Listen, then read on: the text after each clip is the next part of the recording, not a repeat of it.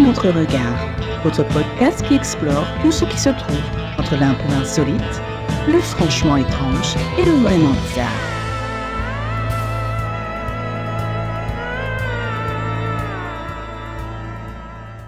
Bienvenue dans Un autre regard podcast, bienvenue dans ce nouvel épisode consacré à la malédiction du clan Campbell. Alors, terre brumeuse, montagnes hostiles, vent qui murmure des secrets d'un autre temps, bienvenue en Écosse, là où chaque pierre semble porter les échos des rancunes anciennes. Aujourd'hui, je vous emmène au cœur d'une légende noire, celle de la malédiction qui poursuit depuis plus de 300 ans l'un des clans les plus puissants et controversés des Highlands, le clan Campbell. Donc, le clan, c'est l'un des clans les plus puissants et influents, originaire d'Argyll, des Highlands de l'Ouest. Leur histoire remonte au XIIIe siècle et leur devise, née Obliviscaris, n'oubliez jamais, résonne encore dans les mémoires collectives. Pour comprendre cette malédiction, il faut remonter à l'hiver glacial de 1692 et le fameux massacre de Glencoe. Alors, bienvenue dans l'histoire sombre du clan Campbell, où trahison et rituels anciens ont scellé l'un des sortilèges les plus redoutés de l'histoire écossaise. Cette nuit-là, dans les terres gelées de Glencoe, un pacte de sang fut brisé, et depuis, certains descendants Campbell marcheraient sous le poids d'une malédiction. Comme d'habitude, nous allons commencer par un petit point sur les faits. À la fin du XVIIe siècle, après des années de tensions politiques et religieuses en Écosse, le pays est divisé entre les partisans du roi protestant Guillaume III d'Orange et celui des Stuarts catholiques de Jacques II qui a été déposé du trône. C'est donc dans cette ambiance de tension que les clans des Highlands, traditionnellement loyaux aux Stuarts, les Jacobites, sont dans une position plutôt précaire. En janvier 1691, le roi Guillaume III, roi d'Angleterre, d'Écosse et d'Irlande depuis la glorieuse révolution de 1688, ordonne à tous les chefs de clans des Highlands de prêter serment de loyauté au gouvernement. Il cherche ainsi à asseoir son autorité sur le clan des Highlands. Le roi ordonne donc un ultimatum royal. Tous les chefs de clan devaient prêter allégeance avant le 31 décembre 1691 sous peine de représailles. Les MacDonald de Glencoe ratèrent l'échéance à cause de retards administratifs et des conditions hivernales particulièrement difficiles. Alasdair MacDonald, qui est le chef du clan, il a tardé à prêter serment, il est donc considéré comme un traître. Le gouvernement envoie alors des soldats sous le commandement du colonel James Camden de Glenlyon, pour punir cette infraction. Le gouvernement et le secrétaire d'État pour l'Écosse, le comte de Stair, décident donc de faire de Glencoe un exemple sanglant. C'est lui qui a émis directement les ordres, écrits mentionnant la nécessité de châtier sévèrement ce nid de vipères et de faire un exemple. Le régiment écossais d'Argyll est choisi, car bien que sous les ordres royaux, il est majoritairement composé de soldats issus du clan Campbell, ennemi historique des MacDonald. Le 1er février 1692, 130 soldats, principalement du régiment Campbell d'Argyll, sont accueillis à Glencoe selon la tradition d'hospitalité écossaise. Ils avaient été invités sous le prétexte de protéger les MacDonald contre une possible rébellion jacobite. Alors, Glencoe, c'est une vallée longue et très étroite, entourée par des grandes montagnes. Il y a le MacGulp et le Pape of Glencoe. Alors, c'est aussi une région qui est connue pour ses paysages spectaculaires et très sauvages. Le village d'Invercoe, qui est situé près de l'entrée de la vallée, est l'un des endroits où les MacDonald résidaient. Donc, pendant 12 jours, les soldats furent nourris et hébergés chez l'habitant par les MacDonald, donc les chaumières, dans les fermes isolées et les cabanes du village principal de Glencoe et dans les hameaux environnants comme Invercoe. Le 13 février à l'aube, sous un ordre direct du gouvernement, les soldats se retournèrent contre leurs hôtes, donc ils profitent du sommeil des habitants et ils massacrent froidement hommes, femmes et enfants. Et les soldats en profitent également pour incendier plusieurs habitations. Alors, ce qui rend l'épisode particulièrement odieux, c'est cette fameuse violation du code sacré de l'hospitalité écossaise qui faisait du crime non seulement une trahison politique, mais aussi une profanation culturelle et morale. Les survivants s'enfuirent dans les montagnes enneigées ou vers le Loch Leven, où plusieurs moururent de froid et d'épuisement, et certains furent rattrapés et exécutés par les soldats.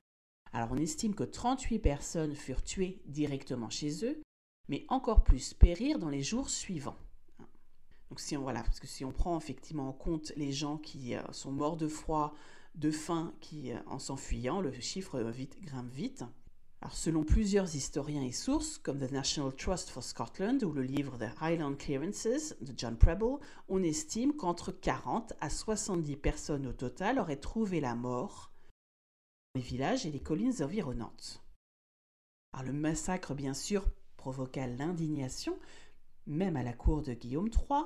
Cependant, en réalité, très peu de responsables furent sanctionnés, et le nom des Campbell, qui était déjà perçu comme proche du pouvoir anglais, devint à jamais associé à ce véritable bain de sang.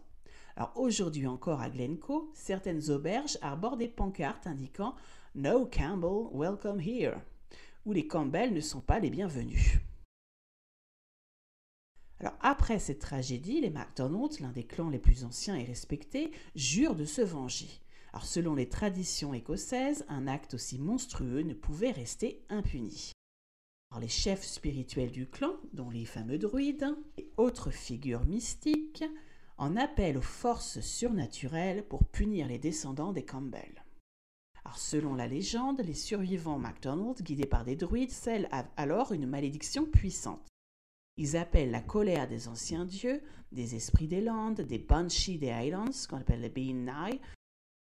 Ce sont des genres de lavandaires spectrales qui lavent les vêtements des morts et qui annoncent que les Campbell vivront dans la terreur et la malchance jusqu'à la fin de leurs jours. Le sang versé, l'honneur bafoué, tout cela alimentera alors un terrible sort. Les descendants du clan Campbell porteront désormais le poids de cette trahison à jamais. Alors en Écosse, certaines traditions orales et folkloriques évoquent que des malédictions lancées contre des clans rivaux, comme celles supposées contre le clan Campbell, auraient été renforcées par des rituels ou des sorts ancestraux ou des pratiques druidiques ou de sorcellerie gaélique. Alors voici quelques éléments spécifiques pour nourrir ce genre de malédiction. Alors à l'époque celtique, les druides pratiquaient des malédictions qu'on appelait les geasa. Ça provient de la langue gaélique écossaise et ça désigne une forme de tabou ou de sortilège. C'est des interdits magiques qui sont jetés sur une personne ou sur un groupe. Dans le cadre du clan Campbell, certains récits suggèrent que des druides ou des anciens bardes auraient maudit les Campbell après le massacre, les condamnant à être hantés par la trahison et la violence. Ces geasa pouvaient invoquer des éléments naturels comme la brume, qui est typique dans les Highlands, pour cacher des ennemis ou faire perdre la route des voyageurs. Certains contes rapportent aussi qu'il y aurait eu ce qu'on appelle des sorts de sang, que des veuves ou des mères endeuillées auraient scellé la malédiction par des blood spells. C'est des sorts de sang. Alors ces rituels consistaient à verser leur propre sang ou celui d'un animal sacrificiel sur le sol maudit où avaient péri leurs proches. Elles entonnent alors des prières de vengeance aux anciennes divinités celtiques ou esprits tutélaires des montagnes et des lochs. Il existe aussi des légendes qui affirment que des survivants du clan MacDonald ou d'autres victimes des Campbell auraient utilisé d'anciens cercles de pierre mégalithiques pour renforcer la malédiction. Ces lieux, souvent considérés comme finalement un portail vers l'au-delà, celtique, auraient été des points de convergence énergétique. Alors on raconte que des rituels nocturnes s'y déroulaient, durant lesquels les esprits des ancêtres ou des lieux oubliés étaient invoqués pour veiller sur le sort funeste des Campbell. Puis la tradition gaélique d'Écosse mentionne aussi les fameuses Bean-Nai, donc les banshees écossaises. Certaines familles victimes auraient, selon les croyances populaires, prié ces esprits, pour qu'elles poursuivent les Campbell. Des veuves auraient lavé dans les ruisseaux les vêtements ensanglantés des massacrés en murmurant des imprécations. Cette pratique aurait servi à invoquer ces entités féminines, les liant symboliquement au destin funeste du clan Campbell. Et enfin, certaines légendes locales parlent de rites funéraires détournés. Les rites funéraires des MacDonald de Glencoe auraient été volontairement inachevés ou maudits, les morts en fait n'ayant pas reçu les prières de passage dans l'autre monde. Donc ces âmes seraient piégées sur terre, deviendraient alors des spectres rancuniers, condamnés à errer sur les terres où les Campbell passaient, provoquant ainsi malchance et désolation. Certains conteurs écossais prétendent que ces rituels n'ont jamais été désactivés et que la colère des anciens esprits persiste encore aujourd'hui, renforcée à chaque commémoration ou chaque récit du massacre de Glencoe et d'autres trahisons imputées au clan Campbell. Face à ces événements troublants, certains descendants du clan Campbell ont cherché naturellement à se protéger de cette malédiction. Des rituels de purification ont été pratiqués à plusieurs reprises, souvent en secret, par des figures de l'ésotérisme écossais. Ainsi, certains Campbell se rendent encore aujourd'hui dans des lieux de pouvoir anciens pour y effectuer des prières ou des sacrifices symboliques, des offrandes de sel, des pierres consacrées ou encore des branches de houx, une plante traditionnelle de protection. Alors, ces pratiques, bien que discrètes, sont la dernière ligne de défense pour ceux qui veulent échapper à l'influence de la malédiction. Mais dans d'autres cas, l'histoire du clan Campbell est aussi un fardeau impossible à porter. Certains ont décrit des périodes de faillite familiale, d'autres ont souffert d'accidents inexplicables. Et il n'est pas rare que des membres du clan, en voyage, soient accueillis avec un refus glacial, comme si la malédiction vivait encore dans l'air qu'ils respirent. Donc certains Campbell porteraient sur eux des pierres de protection, ou ce qu'on appelle des pierres de sentence. Il s'agirait de petites pierres trouvées sur les rives des lochs et des rivières sacrées, parfois percées naturellement, censées repousser le mauvais œil et les malédictions liées au clan. Ces pierres étaient souvent portées autour du cou ou cousues dans les vêtements. Et on dit que certains Campbell possédaient également des fragments de pierres provenant des cercles mégalithiques pour contrer les geysers et les sorts lancés par d'autres clans. Et à partir du XVIIIe siècle, plusieurs familles Campbell se sont tournées vers la religion chrétienne pour contrer la malédiction. Certains se sont fait bénir par des prêtres catholiques ou presbytériens, voire par des druides chrétiens en parallèle des anciens rituels. Des messes et des prières d'exorcisme étaient parfois organisées dans les ruines de Glencoe ou dans les chapelles privées des Highlands. Des membres du clan auraient aussi restauré et financé des églises pour se racheter spirituellement aux yeux de la communauté et des esprits. Alors certains descendants, conscients de cette malédiction et de l'hostilité historique, auraient volontairement refusé de participer au conflit des clans ultérieurs pour en quelque sorte rompre le cycle de sang. Certains auraient même changé de nom ou se seraient mariés avec des MacDonald ou d'autres clans victimes pour tenter en quelque sorte de purifier leur lignée du poids de la trahison de Glencoe et briser la ligne guerrière. Dans certains récits modernes évoquant les Campbell, on dit qu'ils pratiquent des rituels de protection ancestraux. Certains marcheraient pieds nus autour des lochs et des landes écossaises en récitant des prières gaéliques pour laver leur sang du fardeau de la malédiction. Des bains rituels dans des ruisseaux sacrés étaient aussi pratiqués, souvent la veille de la commémoration du massacre de Glencoe. Puis certains auraient aussi gravé des symboles de protection sur leurs maisons ou sur des objets personnels, comme quelque part des runes, comme Algis, Tiwaz, ou des pentacles celtiques seraient souvent tracés discrètement sur des pierres plates pour bloquer le mauvais sort et ainsi protéger la famille. Et puis plus récemment, des membres du clan Campbell ont participé à des cérémonies de réconciliation avec des MacDonald, notamment lors des anniversaires. Certains ont offert des dons et des excuses publiques symboliques pour quelque part adoucir la mémoire collective et lever la colère supposée des esprits. Ces gestes sont vus par certains comme une tentative d'apaisement des forces invisibles à l'œuvre dans la malédiction. Alors maintenant que nous avons vu ce qui s'est passé et la malédiction, je propose de parler des phénomènes paranormaux qui s'y attachent. Alors bien que l'histoire de la malédiction se soit écrite se soient écrites dans le sang des ancêtres, certains croient que ces effets ne se sont jamais dissipés. Et des manifestations paranormales sont régulièrement rapportées par les descendants du clan Campbell et par des visiteurs sur les lieux. Alors en termes de lieux où il y aurait des manifestations liées à la fameuse traîtrise, il n'y a pas qu'effectivement dans la vallée de Glencoe, il y a également d'autres lieux. Alors, on a d'abord ce qui se passe au château d'Inverary, qui se trouve à Argyll, c'est la demeure historique des Campbell. Il est souvent mentionné dans les récits de la malédiction, parce que c'est le siège ancestral du duc de Campbell. Là, on recense une dame verte, un esprit féminin qui est vu souvent dans l'aile sud et qui est associé à un présage de mort pour les membres du clan Campbell. Ceux qui l'ont vu ont eu un décès dans les jours qui suivent. Des plaintes spectrales sont souvent entendues et rapportées dans les salons d'apparat, surtout après des visites commémoratives liées à Glencoe.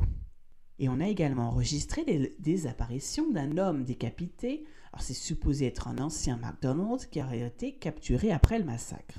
Alors comment est-ce qu'on sait ça? On a plusieurs témoignages de visiteurs qui ont été relayés dans Ghost of Scotland, un livre de Lily Seafield. Et puis on sait également par les enquêteurs paranormaux du Clan Campbell Society et de Haunted History UK. On a également des phénomènes qui se passent au château de Barcaldine, donc près d'Oban. Alors lui, on le surnomme le château hanté des Campbell. Il est totalement lié aux phénomènes paranormaux qui sont post-massacre, puisque c'est une ancienne forteresse qui appartenait au clan Campbell. Donc là, en termes de phénomènes paranormaux, on retrouve l'apparition fréquente du spectre de Sir Duncan Campbell, qui a été assassiné en représailles en 1692. Selon la légende, il aurait été tué par un rival MacDonald à la suite des tensions liées au massacre.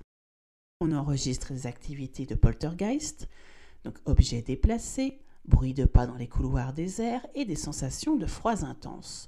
Plusieurs touristes ont également affirmé avoir vu un homme vêtu d'un kilt des Highlands rôder autour du château. On peut le savoir grâce aux archives locales du Scottish Paranormal Society et par un reportage télé donc sur une série qui s'appelle Spooked Scotland, donc dans la saison 1, et eux ont visité le château de Barcaldine.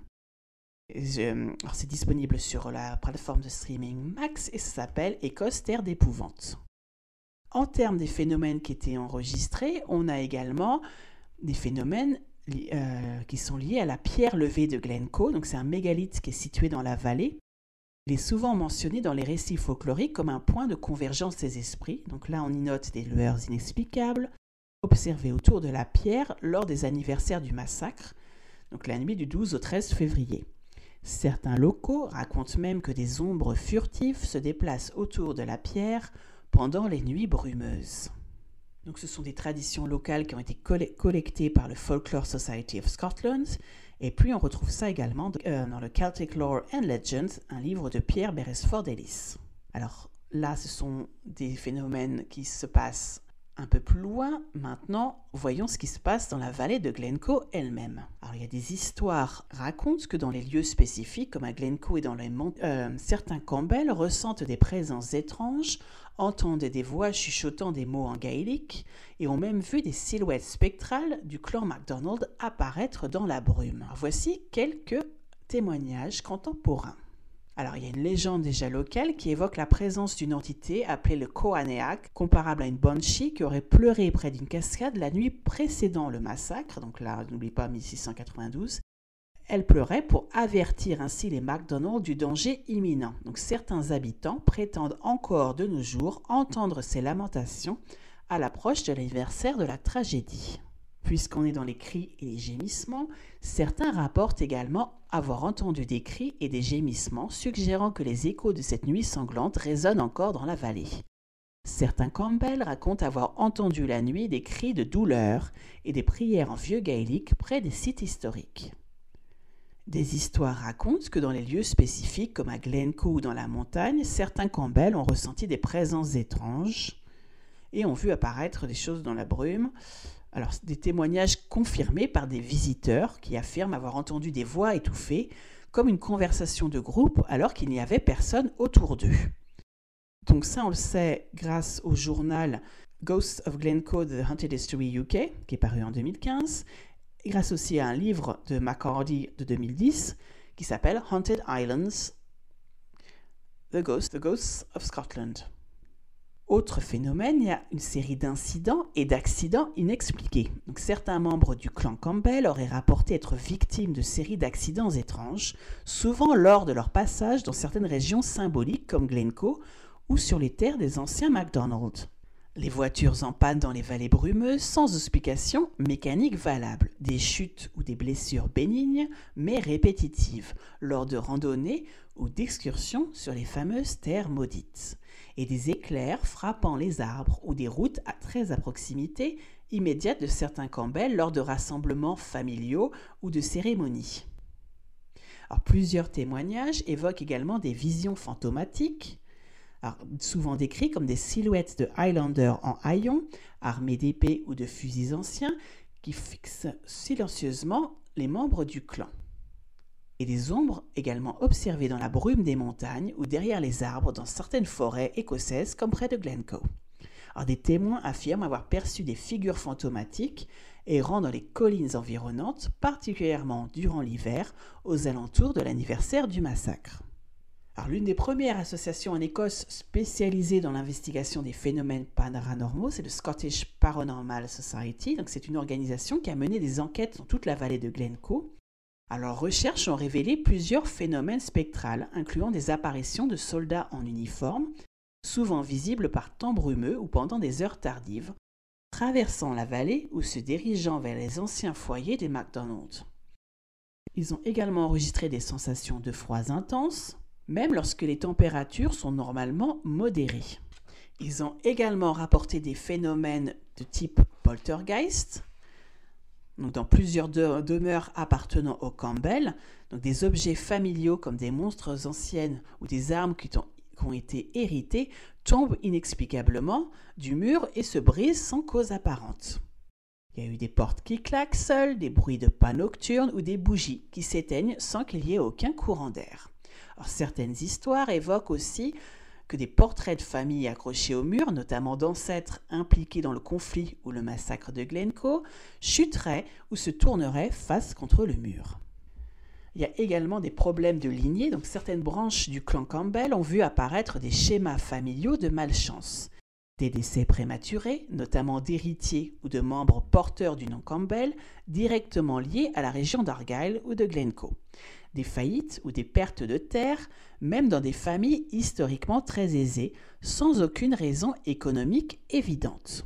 Alors, certaines légendes affirment que cette malédiction druidique originelle ciblerait spécifiquement les lignées de sang, et puis dans certains villages des Highlands, il est dit que les habitants sentent encore la malédiction lorsqu'un Campbell entre dans les lieux. Des anecdotes racontent que des Campbell auraient été refusés dans des auberges ou des pubs et auraient reçu des accueils très froids, avec parfois des phrases du type « On ne sert toujours pas les vôtres ici ».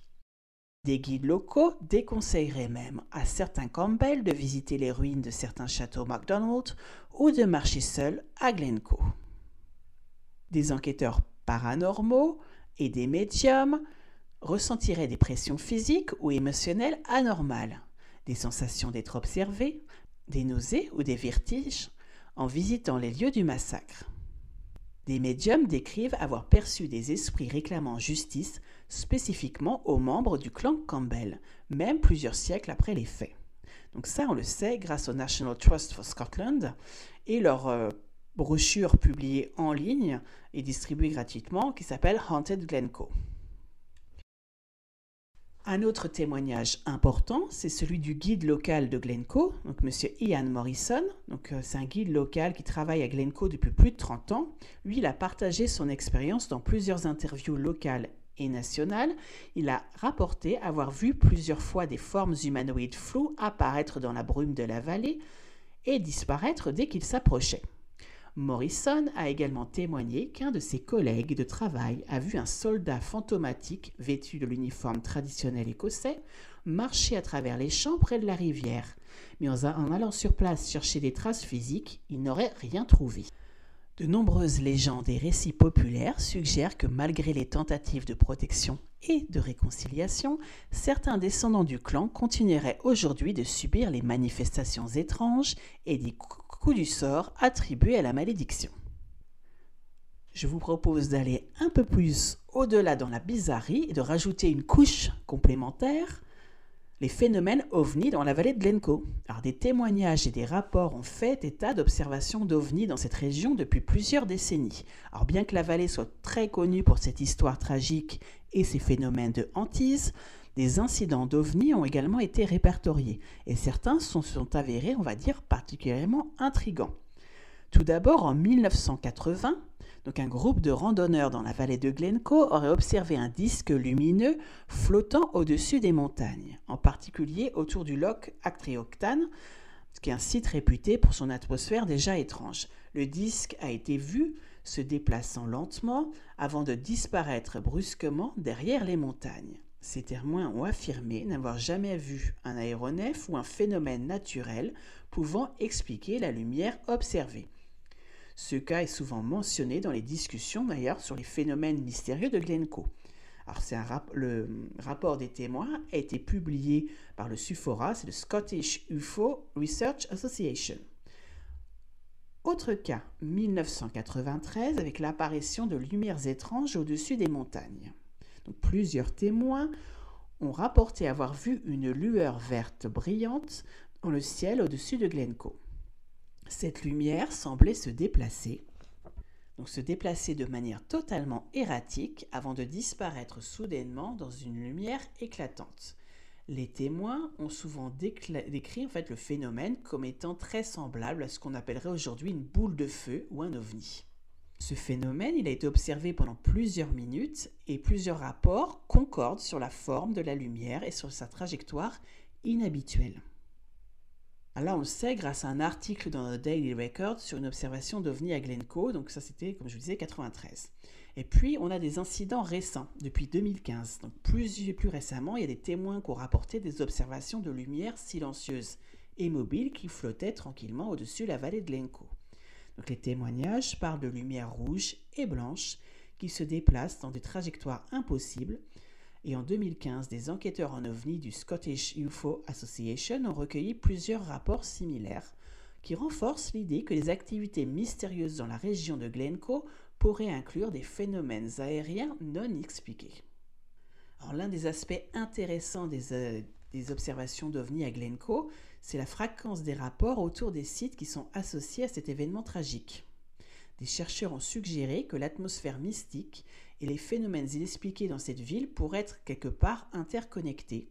Alors qu'il s'agisse de spectres ou de phénomènes aériens, certaines hypothèses avancent que les activités paranormales et les ovnis pourraient être liées à une sorte de vortex énergétique qui se trouverait dans la vallée. Ce vortex, selon certains témoignages, pourrait expliquer à la fois les apparitions spectrales des McDonald's et les observations des phénomènes aériens inhabituels. Certains enquêteurs paranormaux suggèrent, eux, que les phénomènes à Glencoe sont liés en fait à des rituels anciens qui auraient eu lieu dans cette vallée, notamment des rituels qui impliqueraient des énergies occultes ou des pratiques chamaniques. Ces pratiques, combinées à l'hostilité historique et aux tragédies du massacre de 1692, pourraient avoir quelque part attiré l'attention d'êtres ou de forces extérieures, y compris des extraterrestres. Les légendes locales et les récits historiques mentionnent parfois l'existence de runes anciennes et d'artefacts magiques dans la région, supposés capables de puiser dans les énergies cosmiques.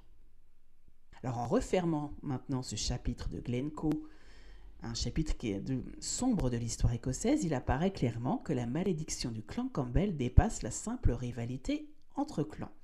Elle incarne le poids écrasant de la trahison, de l'honneur bafoué et des cicatrices encore vives d'une Écosse divisée. Le massacre de Glencoe, orchestré dans la nuit glaciale du 13 février 1692, a gravé à jamais dans la mémoire collective une tragédie dont les échos, selon de nombreux témoignages, continueraient à hanter la vallée et ses habitants. Les récits de Banshee pleurant avant le massacre, d'apparitions spectrales dans les landes embrumées ou encore d'étranges malchances frappant certains descendants des Campbell donnent à cette histoire une dimension presque surnaturelle. Entre faits historiques avérés et folklore tenace, la frontière est mince. Et si les archives et documents officiels confirment la brutalité des événements, les témoignages des phénomènes inexpliqués, eux, relèvent le mystère. Les observations d'OVNI dans la vallée de Glencoe ajoutent une couche supplémentaire de mystère aux énergies du lieu. Il pourrait donc y avoir une connexion profonde entre les événements tragiques, l'énergie collective du lieu et les phénomènes inexpliqués d'Antise. Aujourd'hui encore, qu'on soit historien, enquêteur du paranormal ou simple touriste, parcourant les montagnes de Glencoe, on ressent ce malaise persistant. Alors, est-ce le poids de l'histoire ou bien la manifestation d'une malédiction séculaire? Alors, la malédiction du clan Campbell était le fruit d'une mémoire collective traumatisée ou la trace tangible d'un au-delà bien réel. Libre à chacun, bien sûr, d'y apporter sa propre interprétation, mais à Glencoe, la brume semble toujours murmurer le souvenir d'une nuit sanglante. J'espère que cet épisode vous a plu. Je vous donne rendez-vous une prochaine fois avec un autre regard podcast.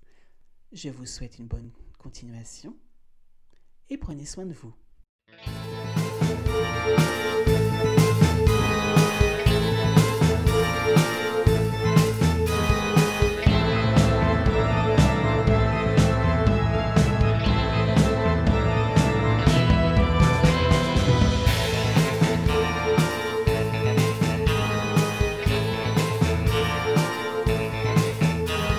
Un autre regard, votre podcast qui explore tout ce qui se trouve entre l'un peu insolite, le franchement étrange et le vraiment bizarre.